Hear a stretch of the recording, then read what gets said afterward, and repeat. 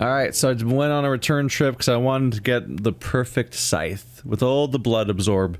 Because if I can't get blood any other way, then I might as well use the scythe, which has the highest blood absorb I can find in the game, I think, which is 10.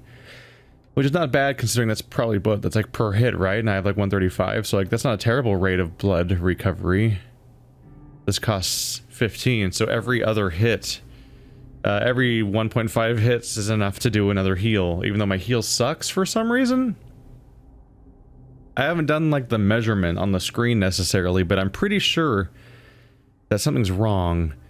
I swear that it really feels like during the first fight against the weaker enemy that my heal goes further than it does against the stronger enemy in the next phase, like it's somehow getting weaker, which is a weird problem to have. There it is. So on the way here, the reason why we're doing this, on the way here, I found this document just lying around. Myth of the Horned Vampire. Seems kind of important, doesn't it? What is a tale but forgotten or mythicized history? By essence, vampires are related to the concept of immortality, and they can be perceived as entities that live through centuries, thus becoming a mythical figures themselves. But what about the concept of a tale so old it could become a myth among the vampires? I know it may sound vertiginous, but we know, as scholars, that the impossible is just an unexplained or undocumented event. For a few years now, I've tried to find traces of a figure rarely seen amongst the English immortals, the Horned Vampire. Through centuries, less than 10 occurrences of this figure have been found in the various documents gathered by our order. The figure of a man-shaped silhouette, sometimes made of blood, sometimes made of mist or rain, that appears from Wales to Scotland only to immortals, who have no idea what this thing could be. What is this creature with large deer antlers? Is it related in any way to the figure of Cernunnos, the ancestral horned god of the Celts? We don't know at all. But now think about this. The vampires themselves have no idea what this creature could be. Now that's a frightening idea. We may be in the presence of something so old that only small hints of its existence can be found through eons. If this is true, we as Brothers of St. Paul need to investigate this entity, for it could help us understand the forgotten origin of vampires. As a reminder, I add to this letter a transcription of the only written evidence we possess concerning the Horned Vampire, the odd poem entitled The Dreams of the Red Queen, supposedly composed by this entity. According to some vampire testimonies, this creature has sometimes been heard singing it while briefly appearing somewhere in Great Britain. I invite all of our brothers to study this text and consider it a testament of forgotten history.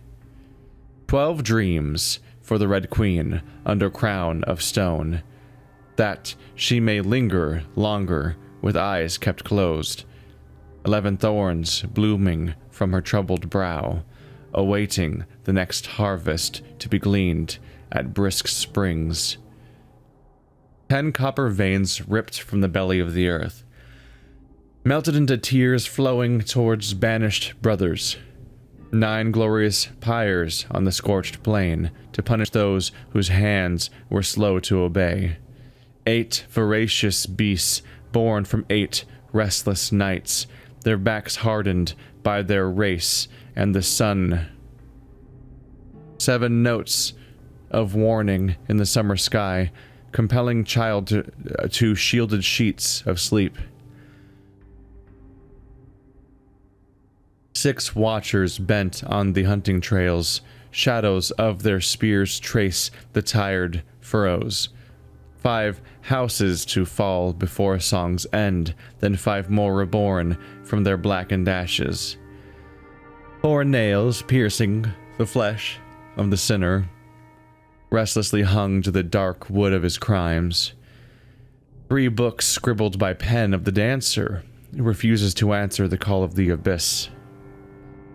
2 giant rival snakes slither in ageless forest, coiled to the bones of mortals destined for the grave. 1 prayer for the summoned called by this song, child born from darkness whose path we must find. From Drinking at the Fountain of Knowledge by Dr. Taltree, Primate of St. Paul Stole. You're less able to ask him about these things than I would often hope.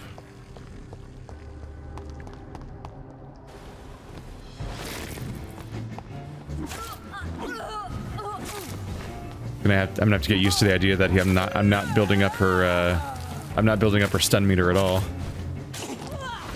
Ow.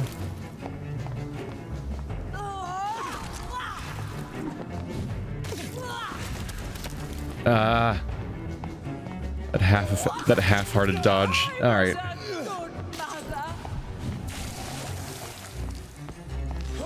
Just stay put for a second. Need a little recovery to do here. Didn't I... This is the maximum upgraded heal, right? Like, I think I did all the upgrades you can. I'm continually surprised by how not that strong it is.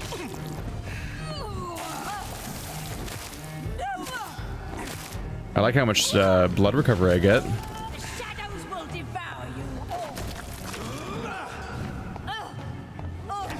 She punched me with her other arm.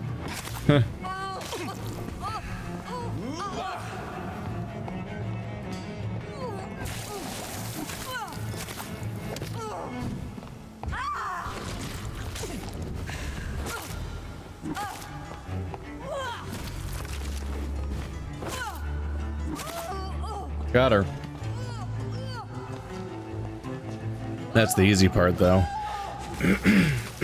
My hope is that the whole next fight will be significantly easier, though, if I have my regen. This anger I feel, is it wrath? I think it is. Oh, how infinitely, how intensely, how irredeemably are you all going to suffer now?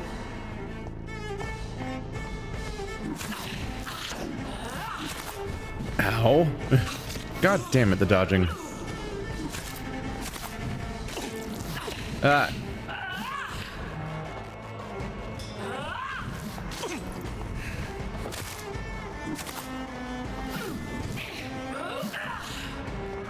Yeah, just like that, huh?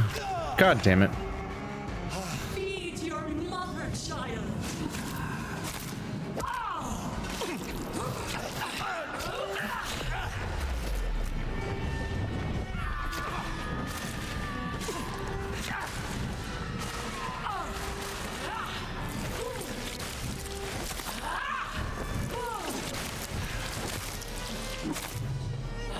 Nope, out of stamina, that's bad.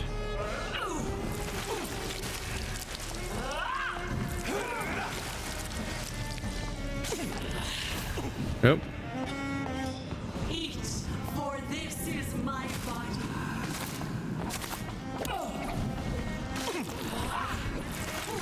Definitely the easiest time to attack her is when she's summoning people.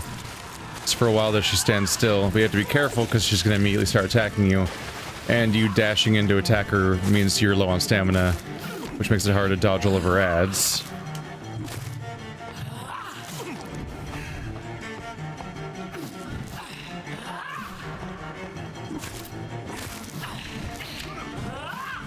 God damn. Blood, feed me, give me that. She's just so tall that she closes the gap immediately.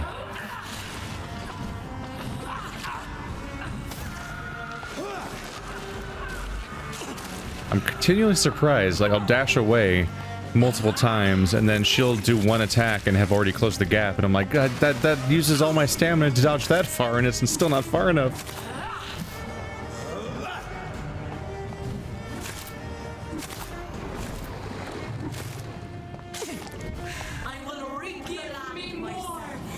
Oh, she's talking twice at once.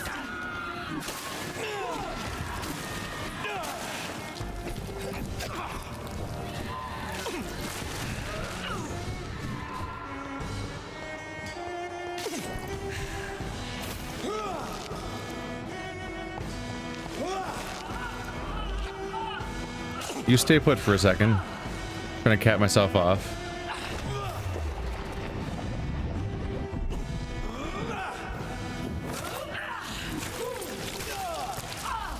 Must apply maximum damage. Ow. God damn it.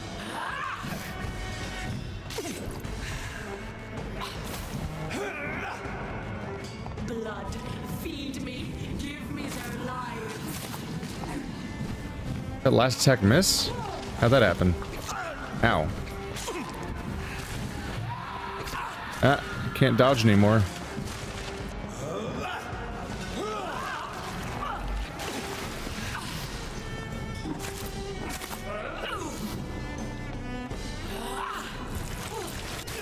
Oh, come. All right.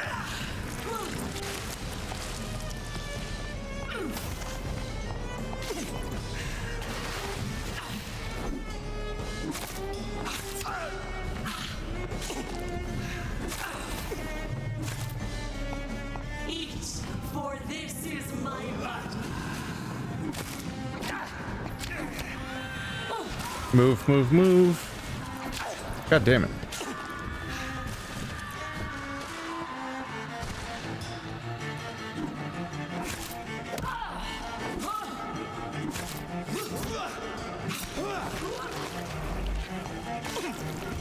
Keep healing.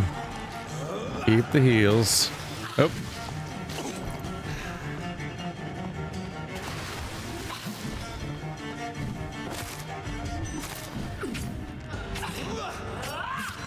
Ah.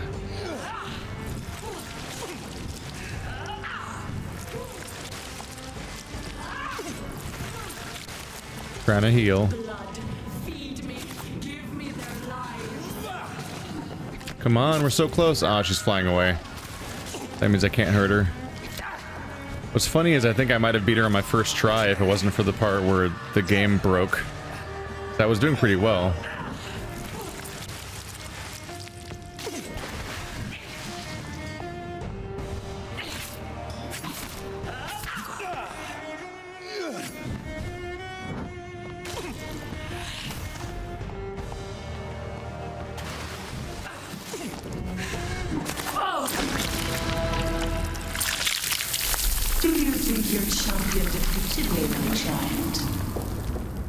No one could ever defeat you, mother of us all, for you are our every root and leaf. You've always been my most amusing son. Then go back to sleep, my queen, and smile at us from your dreams. Did they feel my wrath? Have they suffered enough? More than ever, mother of us all. Until the next time. Until the next time.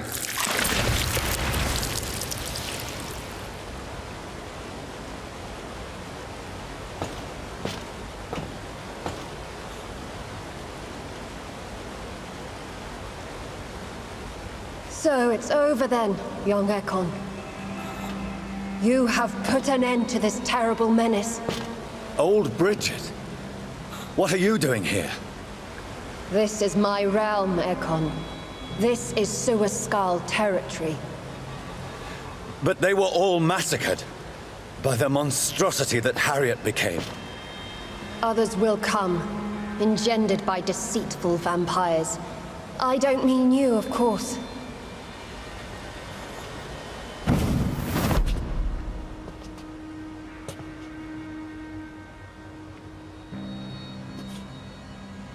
I thought you'd been slaughtered, with all the other skals. I was up above, in search of help when Harriet suddenly turned into that thing. I have no idea what it was. It's all over now. The epidemic has been stopped. Yes, you prevailed in the end. I hope you'll forgive me for the way I treated you when first you presented yourself at our gate. No need to apologize, really. Perhaps there will be no stories told or songs sung of what happened here today. But I'll know the truth.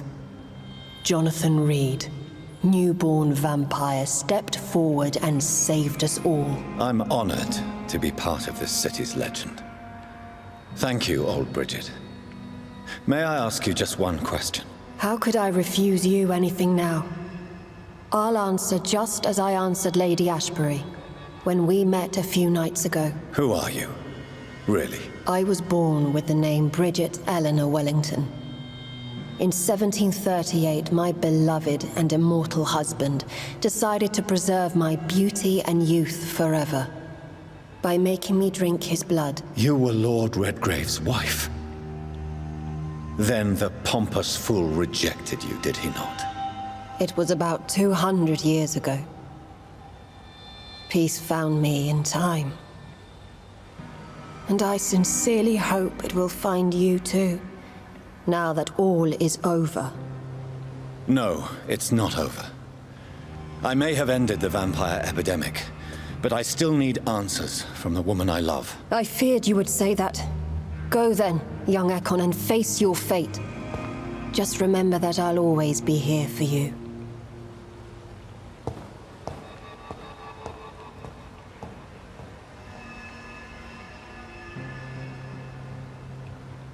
London has been cleansed. This catastrophe came about when an ancient malignant will crossed paths with mortal imprudence. For now, we are safe. For now. My craving for blood remains. Red like hate, red like hunger, red as life and death, passing from one immortal to another, from predator to victim, patiently biding its time to rise again. London has been cleansed for now, but there's a simmering hatred, fear, and old grudges. When will we succumb, mortals and immortals alike? The next disaster is only a matter of time. My only hope now is to catch the woman I love, to understand why she fled, and unmask the secret that has been lurking in her blood for so long.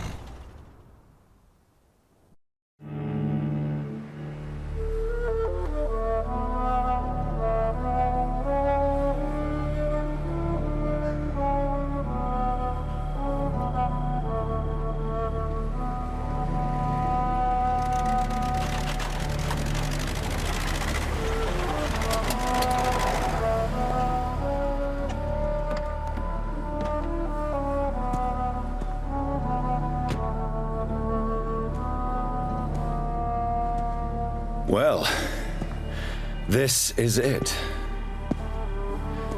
Lady Ashbury's domain. Why am I not surprised it's not on any maps? I'd better hurry. Yeah, you'd better hurry. Healthy carrier. Find why Elizabeth's blood creates disasters. We are super taking a risk here. Look how fucking bright it is.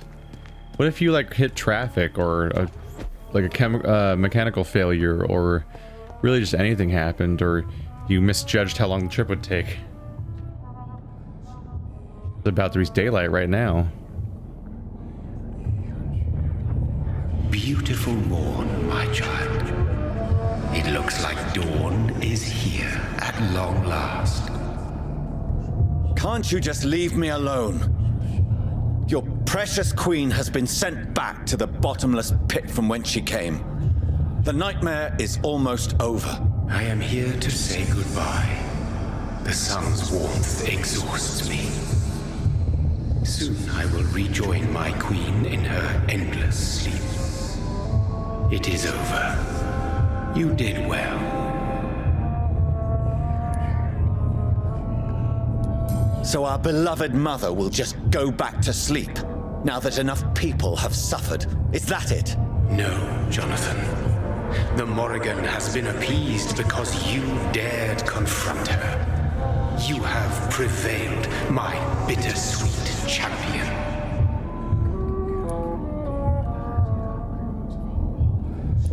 And what are you to her?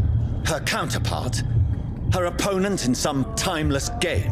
She is my mother, my dreadful and sour-tempered mother. She is yours too, in a way, but you are not born from her terrible womb like me. You are but a distant child. What does she seek? Revenge? Retribution? She seeks nothing, since she only dreams of it. In the ancient tongue, when I was young, her name meant ghostly queen. pray she never fully awakens, for her wrath knows no bounds.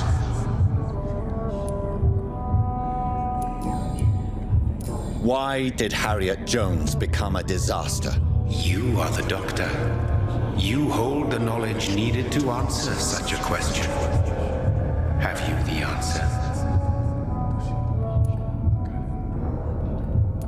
I noticed that all the Icors were female, as if a male couldn't endure the metamorphosis. Harriet was also a bitter and resentful woman, as was her daughter. If the Morrigan prefers despoiled women to become the vessels of her wrath, we should be thankful that but one disaster hath been cast upon this wobbling world.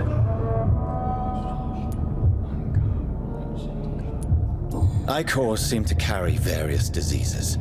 They did not merely turn people into skals.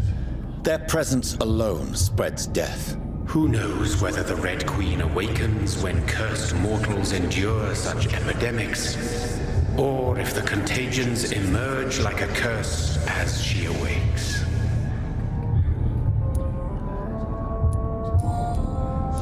This is not over.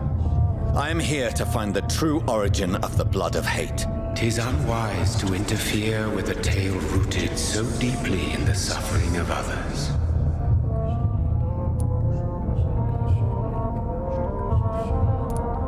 What will happen to Ascalon? Will you let them run the country from the shadows? I don't interfere with petty political intrigues.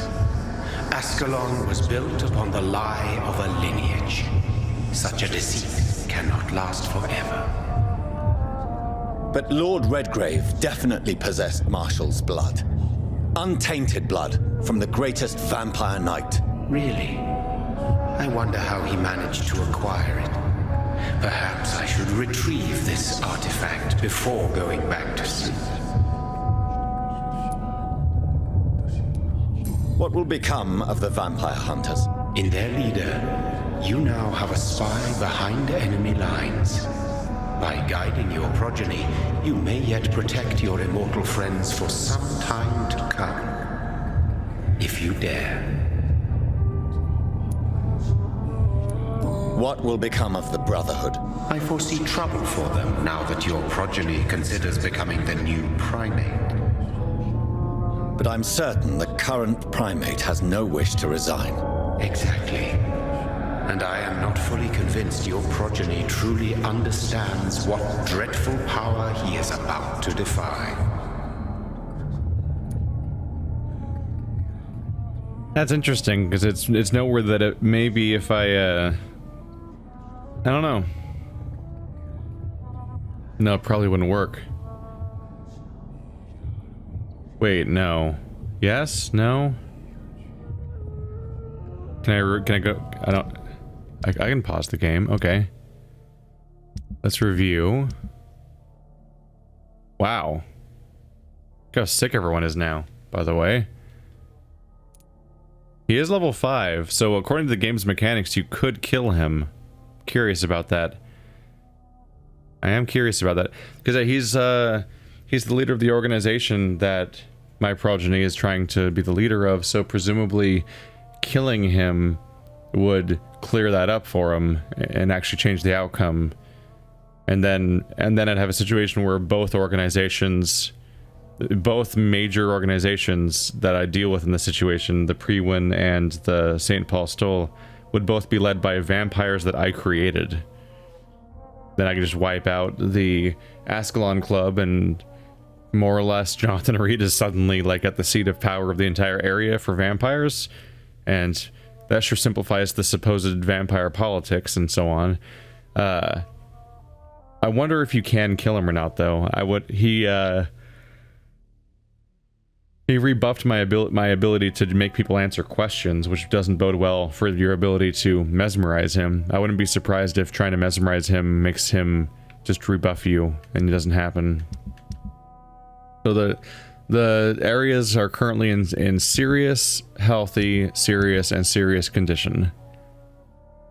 This area, despite having 0 deaths in it besides Aloysius himself, I guess, has hilariously dropped in quality just because so many people get sick in this game every day.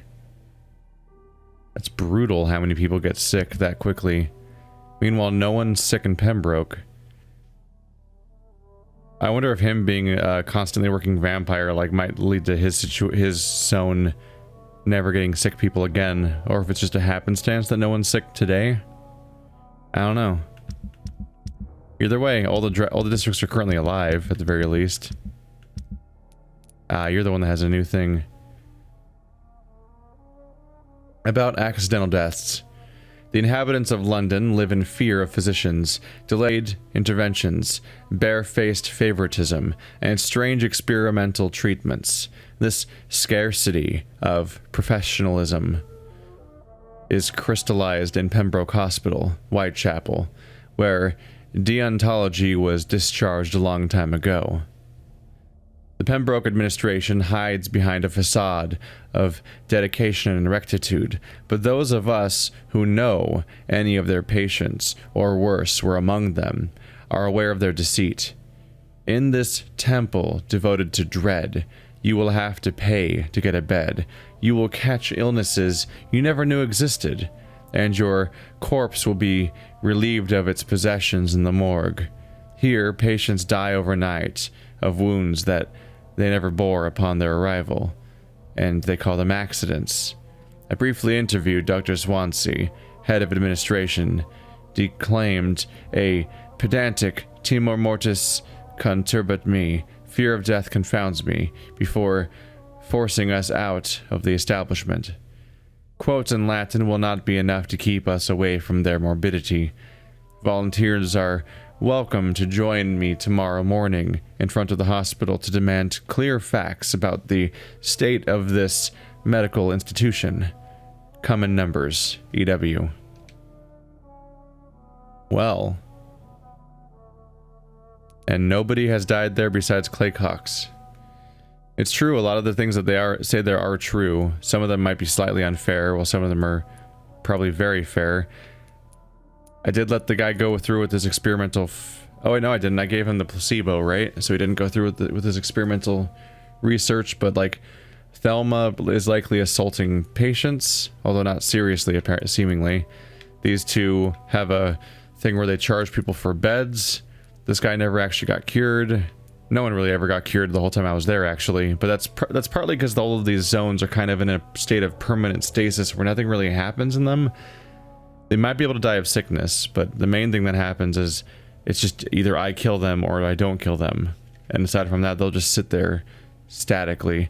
Like, we eventually learned Rakesh's backstory. I'm like, oh, isn't that interesting? The end. Like, that's unfortunately the outcome of each one, is that you learn about a character over time, and you're like, oh, check out that guy. I know his secrets. I know that thing about him.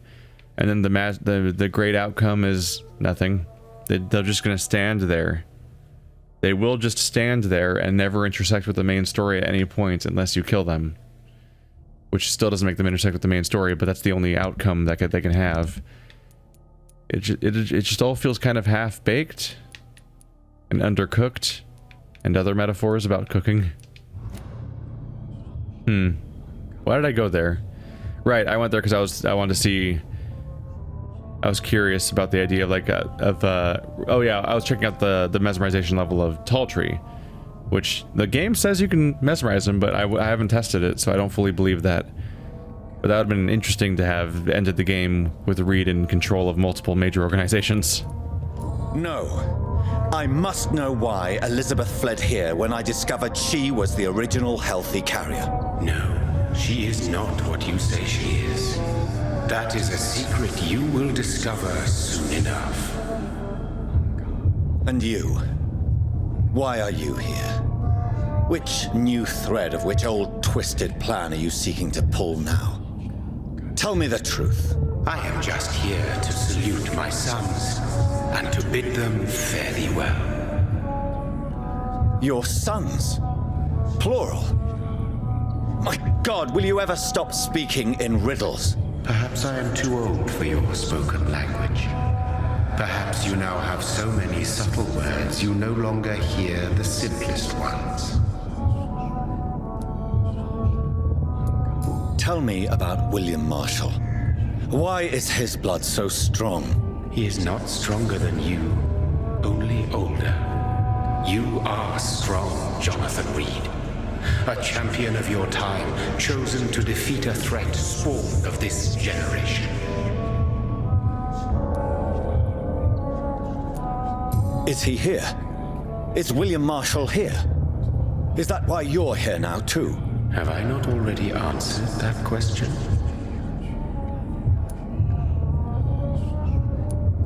His blood was not tainted. The blood Lord Redgrave possessed. That which I used in the serum. But what if it had been? Then you would have failed, I suppose. For the blood of hate would have corrupted you too.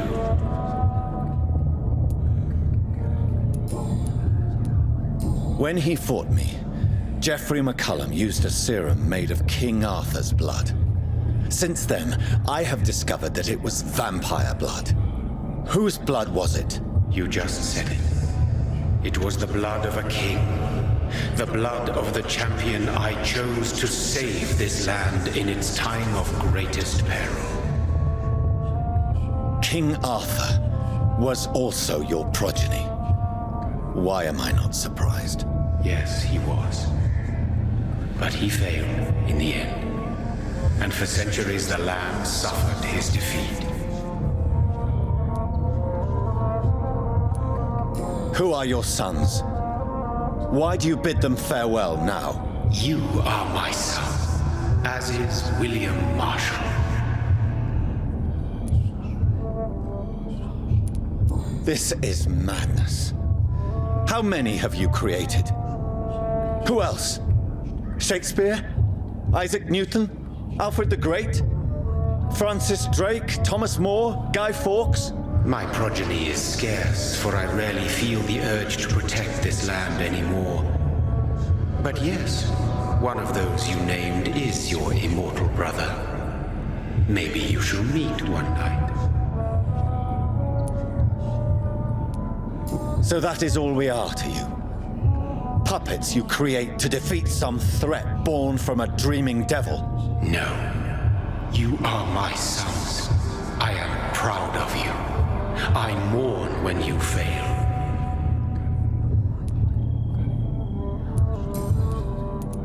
Speak clearly then, and answer my last question. What is it? Did I defeat the epidemic? Now you've found the castle, Jonathan Reid. Only you can answer that. Farewell, my child. I shall dream about you soon. I think they're more or less saying that I have to kill her if I want to truly defeat the epidemic. I was waiting to see what the reveal would be, because she has to have some sort of tie to something. Otherwise, the castle walls look decrepit. Maybe I can find a way to sneak in. I figured she must have an ulterior motive or some other story, otherwise she wouldn't be an interesting part of the narrative. Finding out that she's behind the entire epidemic certainly qualifies. You're really gonna tell me, Jonathan Reid, you can't just climb over this shit right here? It's so easy. Alright. Also, like, we must hurry. We're going to be burned to death by the sunlight any minute now. And then I have like a 30-minute conversation. I also laid the groundwork there for a potential sequel in case they make a Vampyr 2. They're like, oh yes, one of those is also a vampire. But which one? Let's see.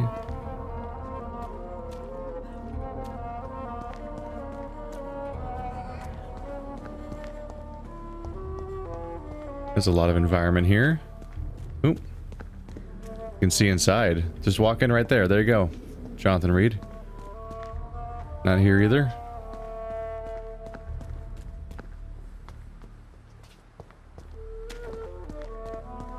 Anyone else get the vibe from walking up this slope here?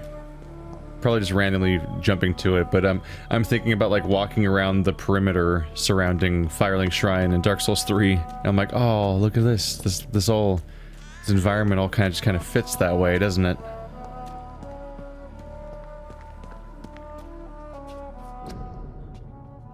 Mary Englewood. Robin. Englewood family.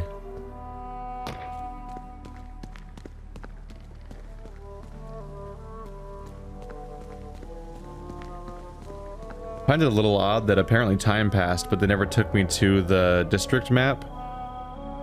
Like, the game gives you news about what the outcome of your actions was, but it doesn't take you to the screen that tells you what happens to the districts. So I just opened it up and a bunch of people were sick, and I was like, what if one of those areas like went into like hostile mode while I was gone? That's the ultimate conclusion of my storyline, but I might have never looked. Nope, doesn't open from this side either.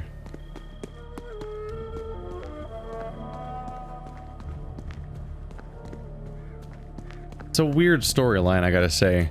This idea that the entire plague was created by like some sort of proto-vampire that's around forever and will never be gone. Something vaguely Lovecraftian about the vampire being so impossible to comprehend and unstoppable and unknowable. And then it seems like the grand finale of the entire game, the culmination of all your struggles, is that you fight a blood pool with a physical weapon, and you kind of just show enough tenacity that you kind of impress it, and then they're like, all right, cool, I'll go to sleep for a bit now.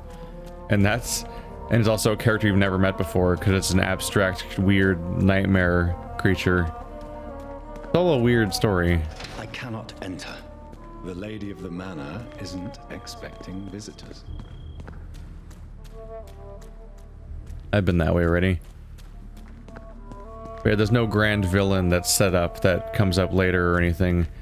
Lord Redgrave, for all of his... Not Lord Redgrave, Jeffrey McCollum? Is that the name of the Garda Prewin?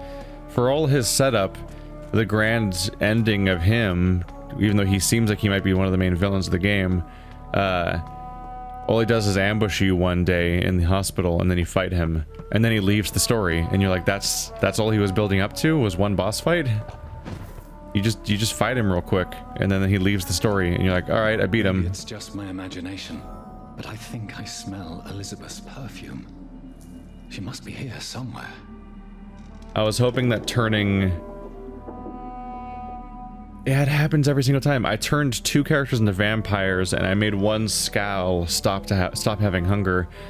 But in all 3 of those cases, those characters kind of never came up again, and the story forgets about them. And they just aren't relevant to future events. And so my decision ultimately doesn't have any ramifications beyond one future cutscene where I can talk to them, and they'll be like, yes, I'm a vampire now. And that's it. Like, it kind of makes it... It cheapens the impact of whether you kill them or turn them into a vampire or whatnot if it doesn't, like, have direct impacts on future events. Which they don't. London, 4th of August, 1865. Dear Lady Ashbury, thank you for your recent letter, and all the good news it contained. I cannot wait to finally meet you when you arrive in London. The garden is beautiful under the summer sky, although I noted your wish to avoid heat and direct sunlight because of your frail health. You're welcome any day. We'll discuss this wonderful idea of yours concerning the foundation of an orphanage for young ladies, inspired by French Maison Royale de Saint-Louis. Sadly closed when the French people chose, my god, I can't even write these words down, to cut their king's head off. Aghast I am. Such a place, destined to provide a good education to gifted but poor orphan girls, will surely excite my friends here in the city. You can count on me, and my influence to help make your project a huge success. Yours, ever sincerely, Countess Alexandra Somerset. I cannot enter.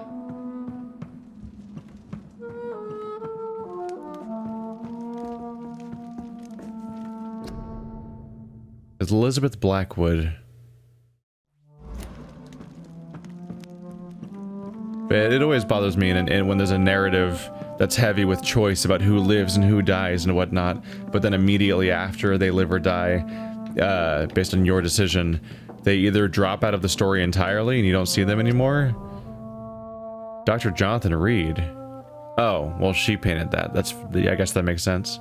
Elizabeth, my love, You allow my portrait to watch over you while you sleep. I'm flattered. She sleeps in this room? But that window doesn't have a curtain on it. Isn't that dangerous? That seems like direct sunlight to me. Also, there's a hole in her floor. I feel like there's just more comfortable rooms to sleep in. I don't know.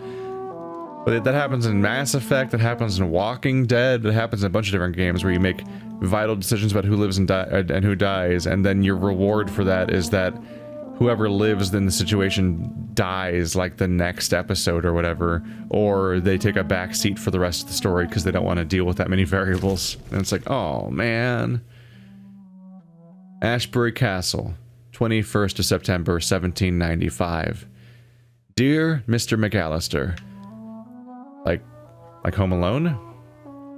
As the new legal owner of the Ashbury estate, I intend to quickly engage in the overdue maintenance and repairs of the walls and the crypt of the castle. Among the few architects I invited to send forth proposals, I was most impressed by your respectful approach concerning renovations of historical buildings and their preservation.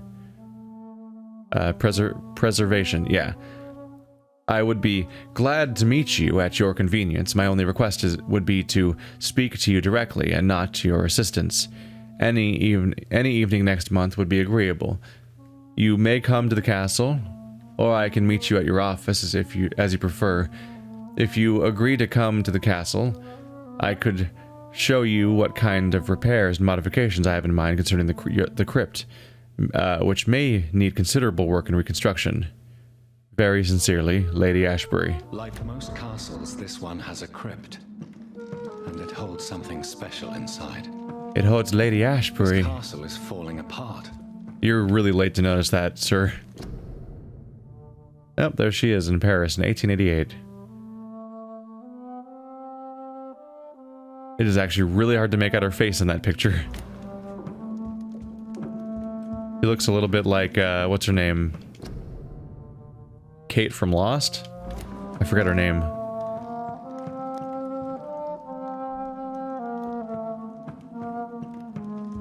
Oh.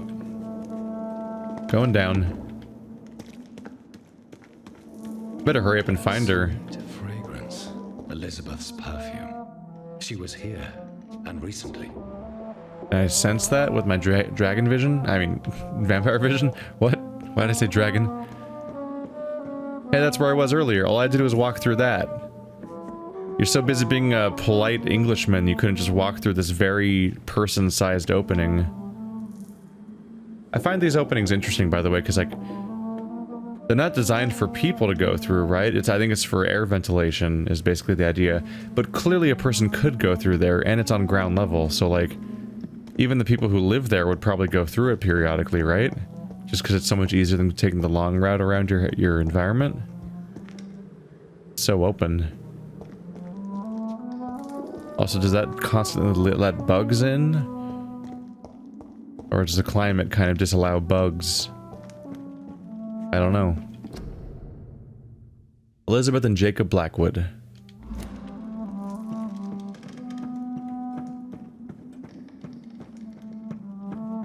That one opens. I was gonna say, like, that looks like a Van Gogh, doesn't it? It is a Van Gogh. He met Van Gogh.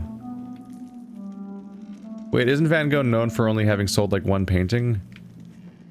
But there's one. Wait, what? Yeah, wasn't... I mean, I'm not an art historian, but wasn't Van Gogh, like, not successful? Like, isn't this like historical revisionism a little bit? I thought he wasn't successful, but then after his death, his paintings grew in popularity or something. And so, like, some rich person wouldn't have a Van Gogh, really, of themselves, because, like, nobody knew about him. Danborough Sanatorium, Scotland, 27th of July, 1909. Dear Lady Ashbury, I thank you for your previous letters and ardent discussions about vampire folklore. It's now obvious we share an opinion concerning scientific and modern approach towards the need for blood in the cure of addiction. I must confess I admired your charitable attitude when I met you at the Dunbarrow Sanatorium, and I'm still impressed by your kindness when talking with humble and poor patients. I was delighted to read about the position of administrator at the Pembroke Hospital you financed since its founding, and after a few days of deliberation, I'm happy to accept your offer. It will be, for me, an occasion to get back to the busy streets of London after years of public service in the beautiful but far quieter Scotland. I will be glad to meet you there and discuss with you further about immortality, its advantages and disadvantages, and how to enhance your condition. I look forward to our next meeting. Yours sincerely, Dr. Edgar Swansea.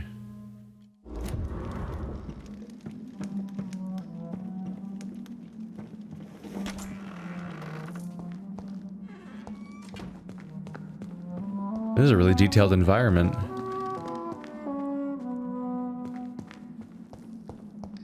Especially to find so late. That's the same painting that was in the other room, isn't it? Oh, there it is. There's another one. Wait, how many of the same painting repeat around here? There's another one. What? Wait, what the hell? This painting looks suspicious. Which one? The one that's in every room? Is it that one? The one that repeats constantly? What is up with paintings in this game? That's the same painting on two walls of the same room. Okay, come on. Are you just trying to make me look silly for talking about this place being really detailed? I'm mostly talking about how there's like a whole fully modeled environment just for like seemingly an epilogue. 'Cause I think the story's wrapping up, and the whole game's taking place in one location, so this is all kind of a surprise. But the repeating paintings are a weird sight. Especially when they're in the same room. That's the weirdest. Ah. She's probably down in the crypt, right?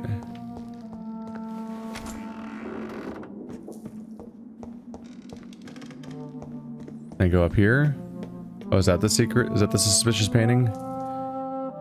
Wait, that's a painting of the Red Queen. So she knew. She has a painting of them. Dear Miss Ashbury, when last we communicated, you asked for the conveyance of a large coffin from Temple Church, London, to the crypt of the Ashbury Castle in Scotland. It's giving me a tutorial now. I am happy to report your request has finally been validated. My drivers have been informed that, for security reasons, guards must always protect the coffin. You have hired these individuals who will be waiting for us in London. They also have been informed that under no circumstance should the carriage try to pass a river or boat, but always by road and bridges, for the precious wood of the relics inside the coffin cannot be exposed to humidity and moisture. You'll find a detailed quote of the entire operation attached to this letter. We are ready to go to London as soon as payment is received in full. Yours, very respectfully, Samuel Lewis, independent contractor.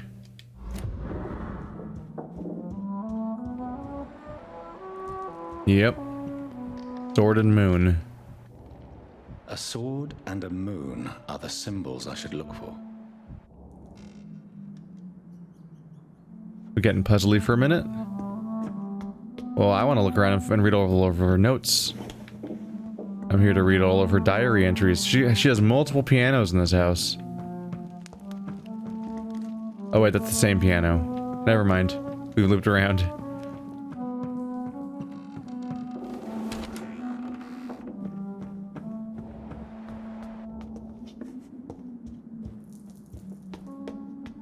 Lady Ashbury, you have rats in your house.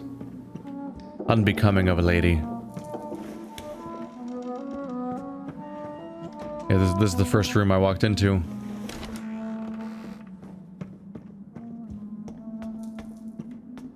This is my chance to open the front door.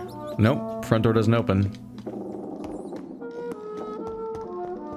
Next I want to see whether the crypt opens. Oh, it doesn't open. Well, sword and moon it is then. Those are swords.